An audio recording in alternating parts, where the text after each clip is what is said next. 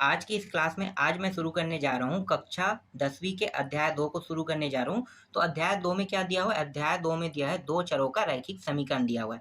तो 2 चरों का रैखिक समीकरण में कुछ मैं बहुत ही महत्वपूर्ण बातें सबसे पहले मैं आपको बताने वाला हूँ। तो चलो शुरू करते हैं। तो यहाँ पे देखो आलेख विधि, ठीक है? पहला क्या है? आलेख विधि। आलेख विधि क्या होता है? इस तरह से ग्राफ में मान प्राप्त करना, ये कहलाता है आलेख विधि कहलाता है। अब ये आलेख विधि में देखो ग्राफ ये है, ये वाला जो है x है, ये x डैश y और y डैश। x वाला जो मान है इसे प्लस में लिखा जाता है और इसके जो दूसरे साइड है ना इसको माइनस में लिखा जाता है, इसलिए इसे x डैश कहते हैं। y में ये वाला मान प्लस में रहता है और ये वाला मान माइनस में रहता है, इसलिए इसे y डैश कहते हैं।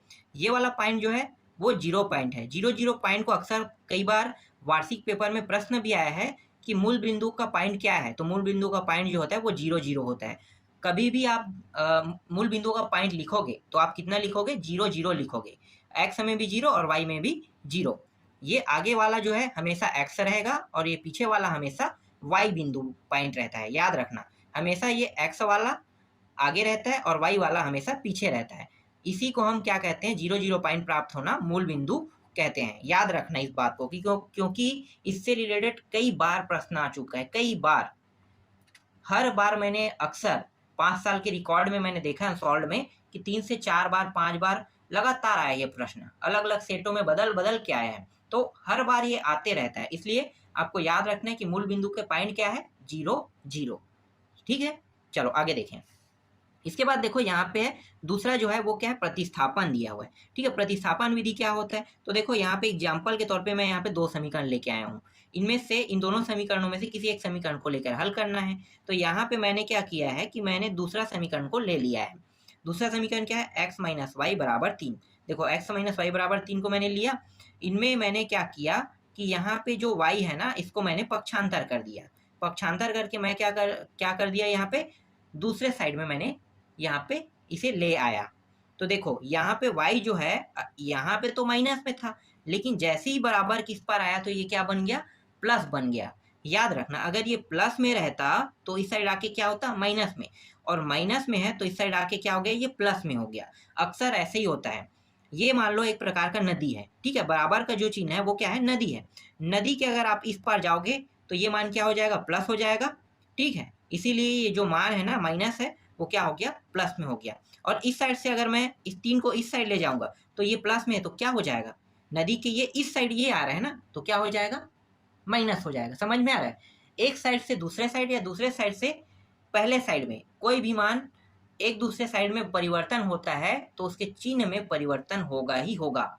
आप ऐसा नहीं कर सकते कि यहाँ पे प्लस है तो इसको यहाँ पे लाके प्लस के प्लस लिखो, नहीं, ऐसा नहीं होगा। ये माइनस हो तो इस साइड आके ये माइनस होगा, इस तरह से नहीं होगा। ये चिन्ह परिवर्तन होगा ही होगा, जैसे अभी हुआ है ना। देखो एक्स अगर यहाँ पे हम यहाँ पे अकेले रख दिए, अपने साइड पे इसके रहने दिया, और ये y को हम इस साइड पे ले आए हैं तो क्या हो गया? ये चिन्ह जो है परिवर्तन होकर प्लस y बन गया। कुछ लोगों को ये बात समझ में नहीं आता है, इसीलिए यहाँ पे मैं उनके लिए बारीकी से बता रहा हूँ कि उन्हें भी ये टॉपिक अच्छे से समझ में आ जाए। इसी को हम कहते हैं पक्षांतर। क्या कहते हैं? पक्षांतर। याद रखना, पक्षांतर और तिर्यक गुणा में जमीन आसमान का अंतर है। मैं आगे बताऊंगा तिर्यक गुणा क्या होता है, अभी आप पक्षांतर सीखें। चलो अब यहाँ पे ये जो x का हमें मान प्राप्त हुआ है, x अकेला हो गया मतलब x का मान हमें मिल गया। x के मान को कहाँ पे रखना है? यहाँ पे रखना है, पहले समीकरण में। तो आसानी से हम x और y के मान को यहाँ से हम निकाल सकते हैं। इसी विधि को हम कहते हैं प्रतिस्थापन। अभी हमने ये जो प्रक्रिया किया है ना, इसी प्रक्रिया को करना ही प्रतिस्थापन कहलाता है, ठीक है। इसके बाद हमने क्या कर दिया? इसको यहाँ पे रख दिया। समझ में आया? इतना करना ही प्रतिस्थापन कहलाता है। और उसके बाद आगे जो है वो सिंपल सा हल है, हल करके आप आसानी से निकाल सकते हैं। अगला देखते हैं, तीसरा जो है वो है विलोपन विधि। विलोपन विधि क्या होता है? तो देखो यहाँ पे वही 2 समीकरण हमने यहाँ पे ले लिया, समीकरण 1 समीकरण 2। अब विलोपन विधि में हम क्या करते हैं कि यहाँ पे x y दोनों मानों में हम देख करेंगे कि दोनों मान बराबर है कि नहीं। नहीं रहता है तो हमें उसे बराबर करना पड़ता है। तो देखो यहाँ पे x भी बराबर है, y भी बराबर है। तो हम क्या करेंगे? या तो हम x को कटाएंगे या तो हम y को कटाएंगे। तो यहाँ पे सिंपल सा y पहले से ही कट रहा है, देख लो। y प्लस में और माइनस में है, अगर मैं जोड़ दूंगा तो क्या हो जाएगा? कट जाएगा। तो इसे हम आसानी से कटा देते हैं, जोड़ देते हैं पूरे को। तो जोड़ेंगे तो कट गया, ये हो गया 2x और 5 3 कितना हो गया? 8 हो गया, ठीक है। कितना आ गया यहाँ पे? 8। तो यहाँ पे मैं x को अकेला रखता हूँ, तो ये हो गया 8/2 हो गया। अब यहाँ पे कुछ लोगों को कन्फ्यूजन होगा कि ये 2 जो है वो नीचे में कैसे आए। अभी तो आपने बताया कि जो मान है एक साइड से दूसरे साइड में आता है बराबर के उस साइड में, तो वो तो प्लस या माइनस में होता है। ठीक है, तो ये प्लस में है तो माइनस में होना चाहिए। तो यहाँ पे ध्यान दो कि ये इसके साथ प्लस या माइनस में नहीं है, किसमें है, गुणा में है। देखो 2 जो है x के साथ किसमें है, यहाँ पे देखो y जो है इसके साथ जुड़ा हुआ था। ठीक है, घटाने की चिन्ह के साथ था, लेकिन यहाँ पे देखो यहाँ पे क्या हुआ है, यहाँ पे गुणा के रूप में है। तो गुणा के रूप में है तो गुणा के रूप में नियम लगता है तिर्या गुणा नियम। कैसे, देखो 2x, ठीक है, यहाँ पे कुछ नहीं, मतलब ये गुणा के रूप में। चलो इस तरह से मैं बताता हूँ, गुणा के रूप में है, 2 गुणित x इस तरह से गुणा के रूप में है ना भाई, बिल्कुल है। और यहाँ पे देखो यहाँ पे 8 जो है इस साइड में अकेला है, मुझे इसे इस साइड में ले जाना है, तो यहाँ कुछ नहीं मतलब 1 है, यहाँ भी कुछ नहीं मतलब 1 है। तो मैं क्या करूँगा, यहाँ से 2 को जब ले जाऊँगा तो ये नीचे में आएगा। कहाँ पे आएगा, नीचे में। तो यहाँ पे x अकेला बच जाएगा, नीचे में 1 रहेगा, ये 8 और 2 एकम 2। तो इसी फॉर्म का उपयोग करके हमने क्या किया, इसे हमने इस तरह से बनाया है। तो ये हो गया 8/2। आगे अब इसको हल करो, तो ये हो गया x बराबर 2 चौके, तो ये x का मान 4 आ गया। देखो अब x का मान आसानी से निकल गया। अब आसानी से आप y के मान निकाल सकते हो, इसे किसी भी समीकरण में रख दो, चाहे 1 में रखो चाहे 2 में रखो। ये प्रतिस्थापन नियम में भी लागू होता है, तो चाहे आप 1 में रखो 2 में रखो, आसानी से आपका y का मान प्राप्त हो जाएगा। इसी को हम कहते हैं विलोपन विधि। देखो दोनों विधि अलग अलग है, प्रतिस्थापन के हल करने के तरीका अलग है और विलोपन विधि के हल करने के तरीके भी अलग हैं। अब देखते हैं चौथा विधि। चौथा क्या है, वज्र गुणन विधि।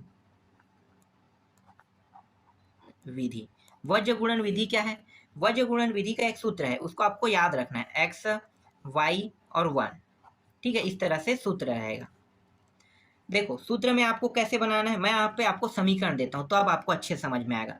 वही समीकरण ले लेते हैं, x और यहाँ पे प्लस y बराबर 1, x माइनस y, सॉरी इसे 5 रख लो चलो, और ये 3 जो था वही चीज़ हम लोग रख लेते हैं। जब भी हम इसको बनाते हैं तो इसका जो सूत्र है वो कैसे बना होगा, तो देखो ये होता है a1 b1 c1, ये होता है a2 b2 और ये c2 होता है। अब सूत्र का निर्माण कैसे हुआ है, तो देखो ये x है ना, तो ये इन दोनों में देखो पहले वाले में हमने x को क्या कर दिया, विलोपित कर दिया। मान लो ये x आपको दिखाई ही नहीं दे रहा होगा, ठीक है, इसे हम गायब कर देते हैं। अब आपको क्या क्या दिखाई दे रहा है, देखो यहाँ पे हमें y b y 5 3 दिखाई दे रहा है। y को हमने क्या माना है, b1, और यहाँ पे माइनस y को हमने b2 माना। यहाँ पे 5 को हमने c1 माना और यहाँ पे 3 को हमने c2 मान लिया। ठीक है, समझ में आ रहा है। तो हम क्या करेंगे, इन दोनों का गुणा पहले करेंगे। देखो इन दोनों का गुणा होगा तो ये हो गया b1 और c1, फिर इन दोनों का गुणा होगा तो यहाँ पे लग जाएगा माइनस c1 b2। तो देखो x वाला सूत्र निकल गया। अब y वाला सूत्र कैसे बना होगा, तो अब हम y वाले सूत्र निकालने के लिए y वाले मान को विलोपित कर देंगे। देखो इसे गायब कर दिया, तभी तो निकलेगा ना, y निकालने के लिए y वाले को गायब कर दिया। तो अब हमें क्या क्या दिखाई देने लगा, हमें यहाँ पे दिखाई देने लगा a1 a2 c1 c2। तो हम अब क्या करेंगे, यहाँ पे ठीक है इसका गुणा इसके साथ करेंगे, a2 c1। तो यहाँ पे करो a2 c1, फिर माइनस लेना है आपको a1 फिर c2। इस तरह से इसका सूत्र निकला है। अब c1 वाला टॉपिक देख लेते हैं, मतलब ये वाला बिना कुछ वाला, मतलब नंबर वाला। तो नंबर वाले को विलोपित करते हैं। देखो 5 और 3 नंबर में था तो इसको विलोपित करते हैं, तो अब दिखाई क्या दे रहा है, ये दोनों बस दिखाई दे रहा है। तो इसको कैसे हल करना है, तो देखो यहाँ पे हो जाएगा a1 का गुणा किसके साथ होगा, b2 के साथ, माइनस a2 का गुणा b1 के साथ होगा। तो इस तरह से सूत्र का निर्माण हुआ है। समझ में आया। सूत्र अगर आपको बनाना नहीं आता है वज्र गुणन का, तो आप कैसे बना सकते हैं, जैसे मैंने अभी आपको बताया है वैसे ही आप सूत्र को बना सकते हैं। चलो अब प्रश्नावली के प्रश्न पे आते हैं। कुछ एग्जाम्पल भी यहाँ पे दिए हुए हैं। एग्जाम्पल का प्रश्न अगर आपको समझ में नहीं आएगा तब आप मुझे कमेंट कर देना, मैं आपको एग्जाम्पल के प्रश्नों को भी बता दूंगा कि कैसे बनाना है।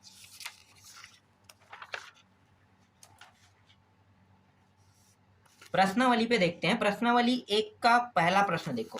प्रश्नावली 1 के पहले प्रश्न में क्या दिया हुआ है, यहाँ पे दिया है निम्नलिखित कथनों को समीकरण के रूप में लिखे। समीकरण के रूप में लिखना है इसमें, और इसके अंदर 5 प्रश्न दिए हुए, पांचों प्रश्नों को हल करना है। तो देखो बहुत ही आसान प्रश्न है, आपको हल कैसे करना है, पहले आपको प्रश्नों को पढ़ना है और इस तरह से आपको हल करना है। तो चलो मैं आपको बताता हूँ कि हल कैसे करना है इसे।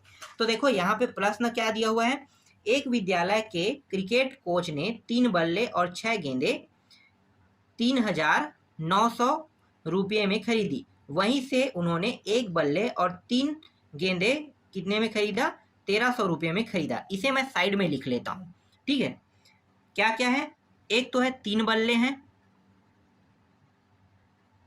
और 6 गेंदे हैं, दोनों को खरीदा। तो दोनों को खरीदने में कितना रुपया देना पड़ा, 3,900 रुपया उन्हें देना पड़ा, ठीक है। मैं यहाँ पे साइड में लिख लेता हूँ, इससे क्या होगा, आसान हो जाएगा।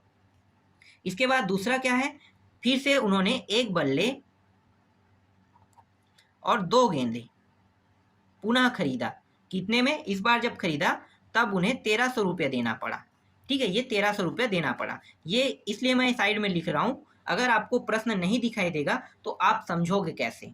चलो अब प्रश्नों को आसान करते हैं। यहाँ पे 2 चीजों का जिक्र हुआ है, एक बल्ले का जिक्र हुआ है और एक गेंद का जिक्र हुआ है। तो हम क्या करेंगे इस प्रश्न में कि ये जो बल्ले हैं यहाँ पे उसे हम मान लेंगे x। तो यहाँ पे लिखो माना एक बल्ले का मूल्य बराबर x रुपया है, ठीक है। क्योंकि हमारे पास बल्ले का मूल्य तो नहीं दिया है एक बल्ले का, तो हम क्या करेंगे, एक बल्ले का मूल्य यहाँ पे मान लेंगे x। दूसरा क्या है, गेंद दिया हुआ है, तो एक गेंद का भी मूल्य जो है वो मानना पड़ेगा। तो एक गेंद का मूल्य कितना मानेंगे, y मानेंगे इसे, ठीक है, y मान लो। तो एक बल्ले का मूल्य हमने x रुपया माना और एक गेंद का मूल्य हमने क्या माना, y रुपया माना। अब यहाँ पे देखो, जो चीज मैंने यहाँ पे आप लोगों के लिए आसान किया था ना, उसमें से जो टॉपिक मैंने काट के यहाँ पे डायरेक्ट लिखा है वही टॉपिक देखो अब यहाँ पे।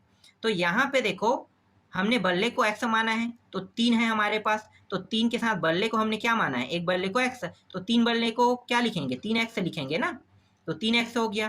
फिर यहाँ पे देखो 6 गेंद है, तो एक गेंद को हमने y माना था, तो 6 गेंद को हम क्या लिखेंगे, 6y लिखेंगे, 6y हो गया। और दोनों को मिला के टोटल कितना रुपया देना पड़ा, दोनों को मिला के 3,900 रुपये उन्हें देना पड़ा। ये पहला समीकरण हमारा निकल गया।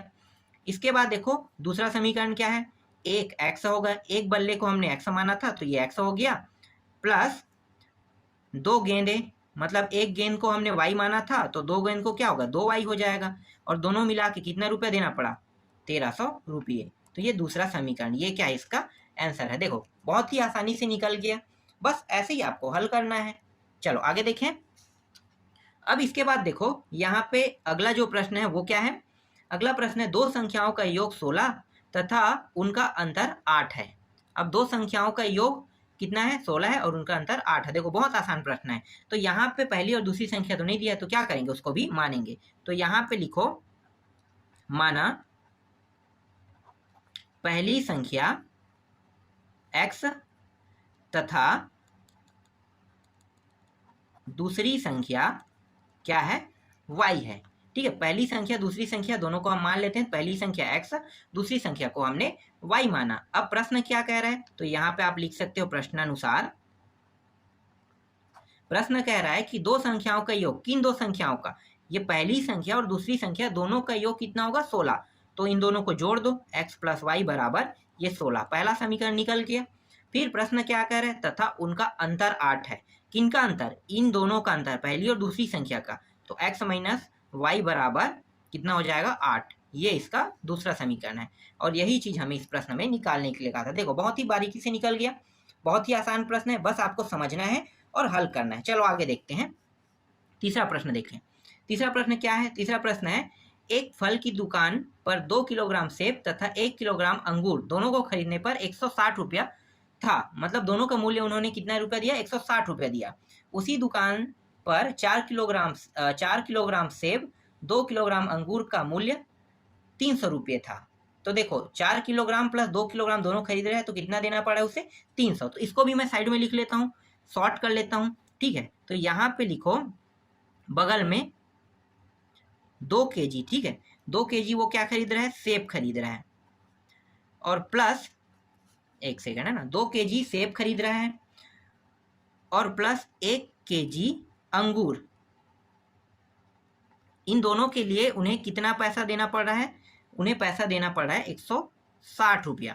इसी तरह से 4 kg सेब खरीद रहा है प्लस 2 kg अंगूर, किलोग्राम मतलब अंगूर, ठीक है, तो 2 kg अंगूर खरीद रहा है यहाँ पे, तो इसके लिए उन्हें 300 रुपया देना पड़ा। ये थोड़ा साफ नहीं दिखाई दे रहा होगा, क्योंकि ये मैंने आपको समझाने के लिए ऐसे ही बता रहा हूँ, इसलिए इसे शॉर्ट फॉर्म में लिख रहे हैं, आपको इसे लिखना नहीं है, ये आपके लिए सहूलियत करने के लिए है, ठीक है, आसान करने के लिए मैं आपको ये बता रहा हूँ।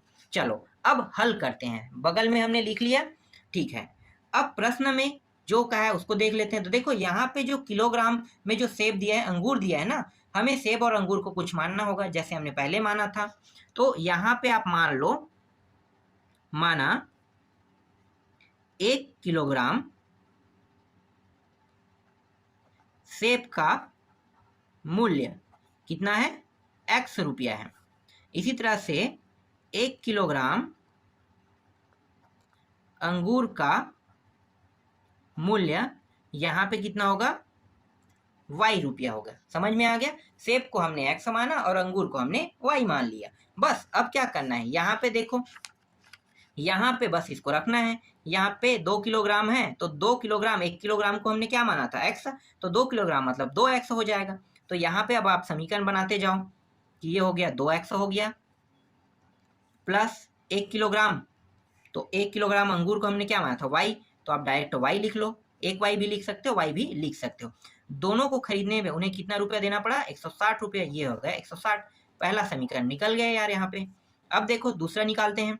यहाँ पे हो गया ये 4, सेब को हमने माना था x, तो 4x हो गया, प्लस यहाँ पे 2, और यहाँ पे हमने अंगूर को माना था y, तो अंगूर हो गया y, 2y हो गया। अब यहाँ पे दोनों को खरीदने में कितना देना पड़ रहा है, 300। तो ये दूसरा समीकरण भी आसानी से निकल गया। समझ में आया, देखो बहुत ही आसान प्रश्न है, आसानी से इसे भी हमने हल कर दिया। समझ में आ गया, पहला दूसरा समीकरण यहाँ पे निकल गया। चलो अब हम आयु वाला देख लेते हैं, आयु वाले प्रश्नों को कैसे बनाना है। तो यही प्रश्न जो है ना, वो थोड़ा आप लोगों के लिए टफ रहेगा। क्यों, क्योंकि ये आयु से संबंधित प्रश्न है, और आयु वाले प्रश्न में काफी लोग इसे नहीं बना पाते हैं। तो चलो मैं आपको पहले इसे समझाता हूँ, ठीक है। पहले प्रश्न देख लेते हैं, पढ़ लेते हैं क्या प्रश्न है यहाँ पे। तो यहाँ पे नरेश ने अपनी पुत्री से कहा कि 7 साल पहले मेरी आयु तुम्हारी आयु से 7 गुनी थी, और अब से 3 साल बाद मेरी आयु तुम्हारी आयु की 3 गुनी हो जाएगी। तो देखो ये प्रश्न थोड़ा समझ में नहीं आ रहा है कि कहना क्या चाहता है। तो पहले मैं आपको एक चीज समझाना चाहूंगा। पहले आप ये चीज समझो कि काल कितने होते हैं। काल होते हैं 3। एक होता है भूतकाल, एक होता है वर्तमान काल, और एक होता है भविष्य काल, ठीक है। वर्तमान काल को हमेशा x और y हम लिखते हैं, याद रखना। वर्तमान जो होगा वो हमेशा x और y ही लिखना है, हमें क्या लिखना है, x y। ये चीज आपको याद रखना है कि वर्तमान को हमेशा हम x और y लिखते हैं, इसके साथ हमें कोई भी छिड़काई नहीं करना है।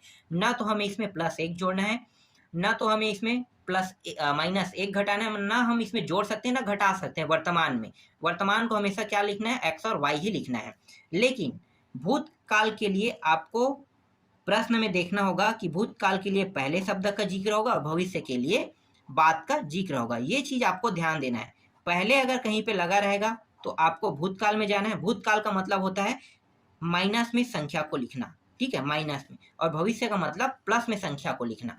कैसे, अभी चलो मैं आपको क्लियर कराता हूँ। देखो प्रश्न क्या कह रहा है कि नरेश ने अपनी पुत्री से कहा कि 7 साल पहले मेरी आयु तुम्हारी आयु से 7 गुनी थी, ठीक है। ये एक समीकरण बना रहा है, तो इसे पहले एक पहला समीकरण बना लेते हैं। तो यहाँ पे 2 व्यक्तियों का जिक्र हुआ है, किसका किसका, एक हुआ है नरेश का, लिखना ना नरेश का, और दूसरा क्या है, उसकी पुत्री का, ठीक है। दोनों का नाम आपको लिखना पड़ेगा, तभी आपको क्लियर हो पाएगा। एक है नरेश और एक है पुत्री, दोनों को बराबर ले लेते हैं, ठीक है, नरेश और पुत्री। नरेश कौन है, ये जो इसकी पुत्री है उसका पिता है, ठीक है, तो नरेश बड़ा है और पुत्री जो है छोटा है, सीधी सी बात है। तो जो बड़ा होता है ना, उसके लिए जब हम वर्तमान आयु निकालेंगे तो हम x रखेंगे और छोटे के लिए हम y रखेंगे। तो यहाँ पे लिखो नरेश की वर्तमान आयु। ठीक है, यहाँ पे आपको लिखना पड़ेगा, चलो मैं लिख लेता हूँ, नरेश की वर्तमान आयु। मैं यहाँ पे छोटा छोटा लिख रहा हूँ, आप लोग समझना। ठीक है, नरेश की वर्तमान आयु को मैं क्या मानूंगा, यहाँ पे देखो वर्तमान आयु को हमें क्या मानना है, मैंने स्पष्ट बोला था कि सिर्फ x मानना है, कुछ नहीं जोड़ना है इसमें, तो ये है x। और पुत्री की यहाँ पे वर्तमान आयु,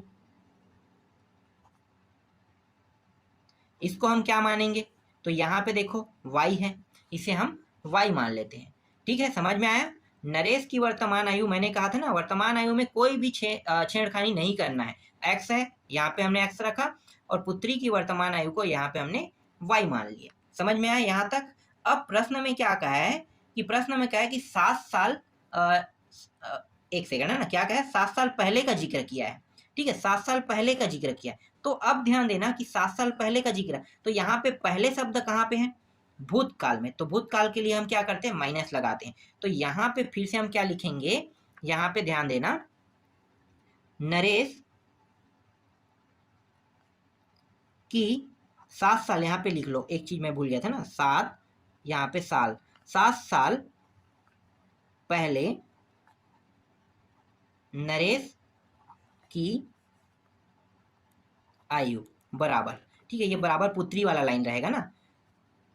ठीक है, 7 साल पहले नरेश की आयु, तो पहले है नरेश की वर्तमान आयु क्या है, x है, तो हम उसे लिख लेते हैं। ठीक है, वर्तमान आयु x था, लेकिन यहाँ पे एक चीज और क्या है, एक चीज ये है कि 7 साल पहले नरेश की आयु, सॉरी यहाँ पे मैं क्या बता रहा था, वर्तमान आयु ना, तो वर्तमान आयु क्या है, x है ना, नरेश की वर्तमान आयु को हमने क्या माना, x। अब हम इससे 7 साल पीछे जाएंगे भूतकाल में, तो क्या हो जाएगा, यहाँ पे मैंने क्या बताया था, माइनस लगाना, तो ये रहा माइनस लग गया। बस यही चीज आपको ध्यान देना है कि कब माइनस लगना है, कब प्लस लगना है, क्यों माइनस लग रहा है, क्यों प्लस लग रहा है, ये चीज ध्यान देना है। अब पुत्री की भी आयु में हम 7 साल पीछे जाएंगे, तो इसकी वर्तमान आयु क्या था, x था, x में हम वर्तमान से 7 साल पीछे जा रहे हैं भूतकाल में। ठीक है, तो क्या हो जाएगा, 7 साल इसके में भी पीछे जाएंगे, तो यहाँ पे एक सेकेंड, क्या हो गया, y माइनस यहाँ पे 7 हो जाएगा। ठीक है, यही चीज आपको लिखना है, 7 साल पहले पुत्री की वर्तमान 7 साल पहले पुत्री की आयु, आपको ये चीज लिखना है, कहाँ पे, यहाँ पे। ठीक है, तभी ये आगे हल हो पाएगा। मैं यहाँ पे लिखने, चलो लिख देता हूँ, आप लोग तो लिख नहीं पाओगे। 7 साल पहले पुत्री की आयु, ठीक है, पुत्री की आयु क्या होगा, y माइनस 7। यहाँ तक समझ तो आया ना आप लोगों को। अगर समझ में नहीं आया होगा तो आपसे ये प्रश्न कभी भी बनेगा नहीं। इसलिए ध्यान से समझना कि मैं यहाँ पे आपको क्या बताना चाह रहा हूँ, क्या चीज यहाँ पे समझाना चाह रहा हूँ। कि अभी आपने कहा कि वर्तमान आयु को छेड़खानी नहीं करना है, फिर आप कह रहे हो कि वर्तमान आयु में कैसे 7 जो है इसमें घटा दिए। तो देखो वर्तमान आयु में मैंने कुछ नहीं किया है, बस हम वर्तमान से पीछे जा रहे हैं, याद रखना। ठीक है, वर्तमान से पीछे जा रहे हैं, इसलिए हम वर्तमान आयु में 7 घटाएं। देखो वर्तमान आयु बस मैंने लिखा है, नरेश की वर्तमान आयु क्या है, x है, मैंने यहाँ पे कुछ किया नहीं किया। यहाँ पे देखो पुत्री की वर्तमान आयु क्या है, y है, इसके साथ मैंने कुछ जोड़ा घटाया नहीं, घटाया ना, तो वर्तमान तो अपने जगह में स्थिर है। हुआ क्या, जब हम पहले गए, ठीक है, पहले गए तब हुआ, तो 7 साल पहले नरेश की आयु में जाते हैं, तब हम क्या करेंगे, हमारी वर्तमान आयु जो है वो x है, x से 7 साल हम पीछे जा रहे हैं, पहले जा रहे हैं भूतकाल में, तब यहाँ पे हम माइनस करेंगे। ठीक है, इसी तरह से 7 साल पहले पुत्री की आयु में हम गए, तब हमने क्या किया कि वर्तमान से हम 7 साल पीछे जा रहे हैं, इसलिए हमने y माइनस 7 किया। समझ में आ गया। चलो अब क्या कहा है प्रश्न में, प्रश्न में कहा है 7 गुना। अब 7 गुना किसके साथ लगाना है आपको, तो एक चीज यहाँ पे मैं बता देता हूँ कि हमेशा 7 जो गुना है, जब भी चाहे 1 गुना लिखो, 2 गुना, 3 गुना, 4 गुना, 5 गुना, कुछ भी लिखो, आयु वाले प्रश्न में हमेशा छोटे व्यक्ति में ही लगेगा, वो मतलब छोटे व्यक्ति को ही गुणा करेगा। तो छोटा कौन है, छोटा है पुत्री, तो पुत्री के साथ गुणा होगा, तो y माइनस 7 और ये 7 का गुणा इसके साथ हो जाएगा, और ये x माइनस 7 जैसा है वैसा रहेगा। आगे अब हल कर देते हैं, तो ये हो गया x माइनस 7 बराबर, ये हो गया 7y, 7 का अंदर गुणा कर रहे हैं, 7 गुणित 7 कितना हो गया, 7 गुणित 7 सत्ती सत्ती 49, तो यहाँ पे आ गया 49 आ गया। अब देखो ये चर राशि, ये भी चर राशि, चर को एक तरफ ले आते हैं। तो मैंने आपको बताया था कि पक्षांतर विधि के बारे में, पक्षांतर नियम के बारे में। पक्षांतर यहाँ पे होगा तो ये होगा x, ये इससे बराबर की इस पर आ रहा है तो क्या होगा, माइनस की प्लस, ये हो जाएगा -7y। ठीक है, क्यों माइनस हुआ, क्योंकि ये प्लस में था तो बराबर की इस साइड आके माइनस हो गया।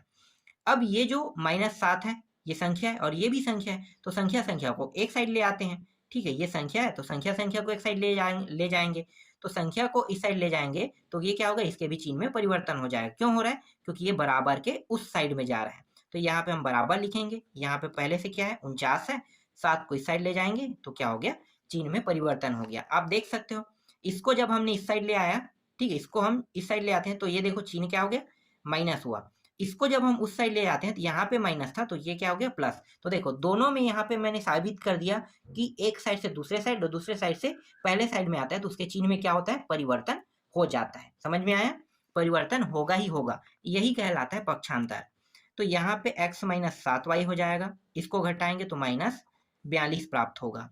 तो यहाँ पे एक समीकरण हमें प्राप्त हो गया। समझ में आ गया, पहला समीकरण निकल गया। चलो अब आयु वाले प्रश्न में दूसरा समीकरण निकालते हैं। तो दूसरा समीकरण निकालने के लिए प्रश्न फिर से देखेंगे तो 3 साल बाद में जाएंगे। ठीक है, बस प्रश्न में कुछ नहीं कहा है, इसमें अब बाद का जिक्र हो रहा है, कितने साल, 3 साल बाद। तो यहाँ पे मैं आपको अब दिखाता हूँ फिर से। ठीक है, बाद में जाने के लिए क्या करेंगे, प्लस लगाएंगे ना। 3 साल बाद में जाएंगे तो क्या करेंगे, प्लस लगाएंगे।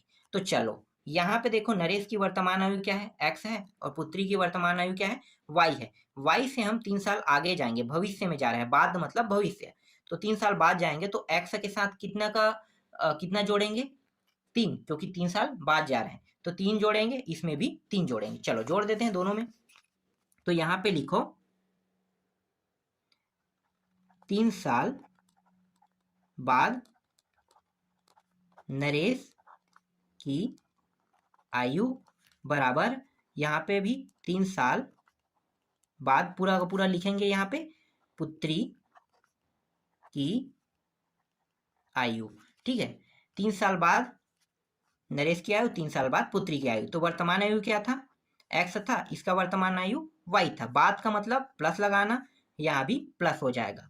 और कितना, 3 साल जा रहा है तो 3 यहाँ पे, यहाँ भी 3 हो जाएगा। अब इसमें दोनों में हमने 3 को जोड़ दिया और इसमें गुना भी 3 का होना है। तो मैंने क्या बताया था आपको कि ये जो गुना है वो बड़े के साथ लगेगा कि छोटे के साथ। तो हमेशा किसके साथ लगता है, छोटे के साथ। छोटा कौन है, नरेश छोटा है कि पुत्री छोटा है, पुत्री। तो पुत्री के साइड में लगाना है आपको। तो y + 3, ये हो गया 3 गुना x + 3 हो गया। आगे हल कर देते हैं तो 3 के अंदर गुणा कर दें, 3y 3 और 3 गुणा होके क्या हो जाएगा, 3 × 9 हो जाएगा। चर राशि को एक साइड ले आते हैं तो यहाँ भी कौन सा नियम लगेगा, पक्षांतर।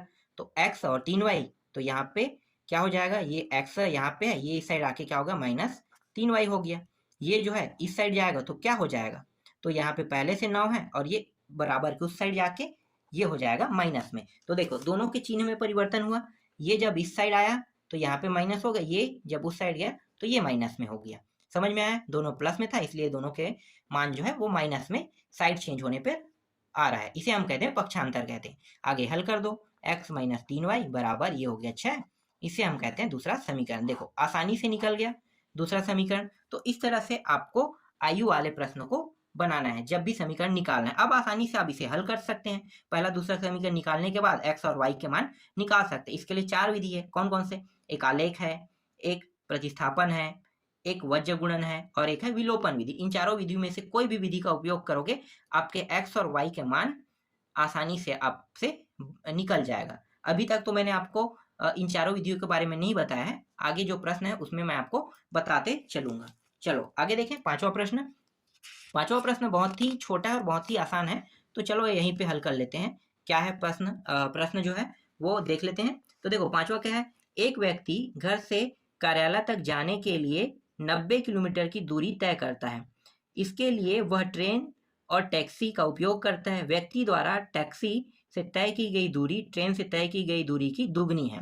तो देखो इसे कैसे हल करना है, यहाँ पे टैक्सी और ट्रेन का जिक्र कर रहा है, तो आप क्या करोगे, ट्रेन को मान लोगे x और टैक्सी को क्या मानोगे y। तो ट्रेन को हमने x माना, ठीक है, मैं यहाँ पे डायरेक्ट लिख लेता हूँ, यहाँ पे लिख लेते हैं ट्रेन है ये, ट्रेन का हमने क्या मान लिया x, और ये हो गया टैक्सी, टैक्सी को हम क्या मान लेते हैं y। दोनों को जोड़ेंगे तो ये कितना होगा x प्लस वाई बराबर, दोनों मिला के उसे कार्यालय पहुंचने में, अपने ऑफिस पहुंचने में 90 दोनों, एक सेकंड ना, क्या बोला किलोमीटर है क्या, 90 किलोमीटर, ठीक है। तो ट्रेन और टैक्सी दोनों मिला के उन्हें टोटल 90 किलोमीटर की दूरी तय करना पड़ा, तो ये एक समीकरण निकल गया। इसके बाद क्या है कि ट्रेन के द्वारा तय की गई दूरी टैक्सी के द्वारा तय की गई से दुगनी है, तो यहाँ पे दोनों को पहले लिखो x और y, इसके बाद यहाँ पे 2 लगा दो, तो ये इस तरह से आपका दूसरा समीकरण भी निकल गया। देखो बहुत आसानी से ये भी हल हो गया, समझ में आया। चलो आगे देखते हैं। इसके बाद देख लेते हैं यहाँ पे दूसरा प्रश्न देखते हैं। दूसरा प्रश्न में क्या कहा है, तो दूसरा प्रश्न जो है वो है निम्नलिखित समीकरण के आलेख चित्रों को देखकर उनके हल के बारे में पता करें। देखो ये बहुत ही आसान प्रश्न है, बहुत ही आसान। आपको यहाँ पे क्या करना है, यहाँ पे आपको ये जो समीकरण दिया हुआ है, ठीक है, इसके आलेख को आपको देखना है और आलेख को देखकर आपको क्या बताना है, इसके उत्तर को बताना है, पूछा क्या है इसमें। तो यहाँ पे हल के प्रकार को पूछा है और एक्स वाई के मान को पूछा है। तो चलो मैं आपको दिखाता हूँ कैसे हल होगा। देखो यहाँ पे देखो वही चित्र जो है इस प्रश्न में, उसको मैंने यहाँ पे बना दिया है, ठीक है। देखो यहाँ पे वही चित्र है, अ वाला जो चित्र है वही चित्र है। अब यहाँ पे देखो ये दोनों रेखा आपस में एक दूसरे को क्या कर रही है, प्रतिच्छेद कर रहा है। तो प्रतिच्छेद कर रहा है, तो जहां पे प्रतिच्छेद कर रहा है, देखो ये रेखा, ठीक है, और ये रेखा, ये वाला जो है और ये वाला है एक्स वाला है ना, एक्स और वाई, भुज और कोटि, इसको आपको नहीं देखना है, इसको और इसको आपको नहीं दिखना है। इसके अलावा इसमें जो दो रेखाएं दिखाई दे रही है, ये रेखा और ये रेखा, ये है ओरिजिनल रेखा है, ठीक है, ये रेखाएं हैं, इन्हीं रेखाओं को देखो। और यहाँ पे देखो, यहाँ पे क्या है, मध्य बिंदु, ठीक है, यहाँ पे ये क्रॉस कर रहा है, तो ये जो क्रॉस कर रहा है यही क्या है, एक्स और वाई का मान है। देखो एक्स और वाई का मान क्या है, एक्स का मान यहाँ पे 2 और वाई का मान कितना प्राप्त होगा, 3। तो देखो एक्स का मान 2 और वाई का मान कितना निकला, 3। और कहीं पे क्रॉस कर रहा है क्या, नहीं कर रहा है, एक ही जगह क्रॉस कर रहे हैं, कहाँ पे, 2 और 3 पे। तो इसको हम कहते हैं अद्वितीय हल कहते हैं। कोई भी दो रेखाएं आपस में एक बार ही क्रॉस करता है उसे हम कहते हैं अद्वितीय हल, और जिस बिंदु पॉइंट पे क्रॉस करता है वही क्या होगा, उसका एक्स वाई का मान होगा। तो देखो एक्स और वाई का मान यहाँ पे आसानी से निकल गया। अब देख लेते हैं ब को, देख लेते हैं, ठीक है। ब में क्या दिया हुआ है, यहाँ पे समीकरण दिया हुआ है और समीकरण में भी वही चीज बताना है, हल और एक्स तथा वाई के मान को भी बताना है। तो चलो इसका भी मैं ग्राफ दिखा देता हूँ। देखो ब का ग्राफ यहाँ पे आप देखो, ये रहा ब का ग्राफ, ठीक है। ब के ग्राफ में देखो यहाँ पे दो रेखाएं और दोनों रेखाएं जो है एक साथ है, मिला हुआ है। तो दोनों रेखाएं जब आपस में मिले हुए हैं तो एक्स के कई मान प्राप्त हो रहे हैं और वाई के भी कई मान प्राप्त हो रहे हैं। देखो जैसे कि यहाँ पे आपको दिखाई दे रहा होगा, यहाँ पे भी प्राप्त हो रहा है 1 2, यहाँ पे 3 1 और यहाँ पे 5 0। तो देखो एक्स के क्या क्या मान है, ये आगे एक्स है और ये पीछे वाई, ये आगे एक्स पीछे वाई, एक्स वाई। तो एक्स के मान 1 3 5, 1 3 5, आगे के सभी मान को हमने ले लिया, तो एक्स के यहाँ पे 3 मान दिखाई दे रहे हैं। इसके बाद देखो पीछे का मान 2 1 0, 2 1 0, ये क्या है, वाई का मान है। अब इसमें हल के प्रकार क्या होंगे, भाई इसमें तो कई मान प्राप्त हो रहे, एक्स के कई मान प्राप्त हुए, वाई के भी कई मान प्राप्त हुए। इसका मतलब क्या है कि इसके हल के जो प्रकार है वो है अनेक हल होगा। क्या होगा, अनेक हल। अगर एक्स और वाई के कई मान प्राप्त होगा तो इसे हम कहते हैं अनेक हल। और एक्स और वाई के सिर्फ एक मान प्राप्त होता है, एक एक्स और एक वाई, दोनों के एक एक मान। तो इससे पहले वाले प्रश्न में जैसे कि प्राप्त हुआ था, तो उसे हम क्या कहते हैं, अद्वितीय हल कहते हैं, ठीक है। तीसरा प्रश्न देखो, तो तीसरा प्रश्न में देखो यहाँ भी आपको वही चीज बताना है, हल के प्रकार बताना है और एक्स और वाई के मान को बताना है। तो चलो इसका भी ग्राफ देख लेते हैं।